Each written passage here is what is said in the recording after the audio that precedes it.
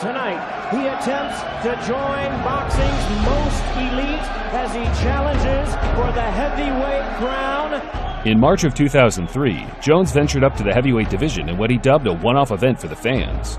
Jones gained 25 pounds of pure muscle in a short space of time, a strategy relatively unquestioned by the experts as it was seen as necessary to compete with a brutish and rough Ruiz. Johnson, Roy Jones. Roy Jones likes to get in there and land his best shot early so he can make the other guy cautious. Right hand over the top by Jones. Jones was the betting favorite, albeit by narrow margins, yet the vast gap in skills and speed showed during the opening round. The left in return, and they're fighting in the center of the ring. Big right hand by Jones. Those hurt, watching and waiting for something good to happen. Ooh! He's stunned him with that. He stunned him with that.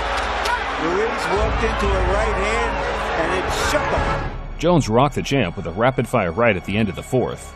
Thereafter, Ruiz entered his shell, doing what he could to survive the rounds as Jones dictated the action, beating the bigger man to jab and landing combinations at will. But there is drama in watching the smaller man outwit and out-hit the bigger guy.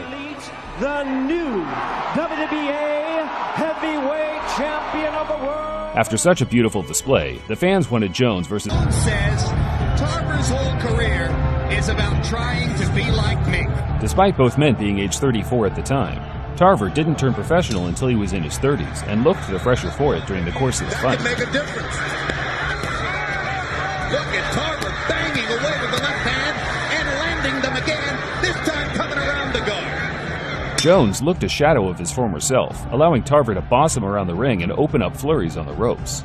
Jones had little answer to Tarver's aggression, yet the former champ showed glimpses of his old self at spurts, which, to the bemusement of the crowd, was just enough to earn a widely contested majority decision. Don't let your eyes fool you. Tarver. Don't listen to these commentators. You saw it for yourself. Antonio Tarver beat the man tonight, so that makes me the man.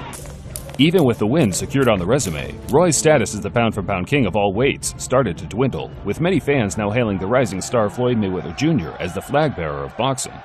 Tale of the tape now for Roy Jones and Antonio Tarver the second time around. Jones looked to set the record straight in a rematch with Tarver 6 months later. Roy entered the ring a 4-1 betting favorite, with the only man genuinely believing Tarver would win being Tarver himself. I got a question. You got any excuses tonight, Roy? Let's not ask questions like that. Let's touch the left go work. Tonight, Roy. Emmanuel, you seen that before? I love it. No, I've never saw it, but I would like to see it more often. And up until the time that Roy would actually go to the rope, a lot of the first fight was this way, until Jones would go to the ropes and say, come on and throw your punches, Antonio. And there were boos in the house during the first fight from time to time. And already The opening round was scored to Jones by all three judges, yet a couple of minutes later, it became irrelevant. with a hard right hand to the body. As round one comes to a close. To Alton Murkerson, Jones nearly craned his head all the way out between the ropes. He seems to still be giving Roy problems. Roy has not found a way still to get a sustained attack against him. And down goes Jones on a hard left hand. And that is the most that Roy Jones has ever been hurt. Only Lou DeVal ever knocked him down. Jones may not get up. And he makes it up. It's over. Jay Lady stops the fight. And Jones is still on Queer Street. Tarver earned the Ring Magazine's Knockout of the Year as an electrifying left hand jerked Jones's head violently and sent him crashing to the canvas.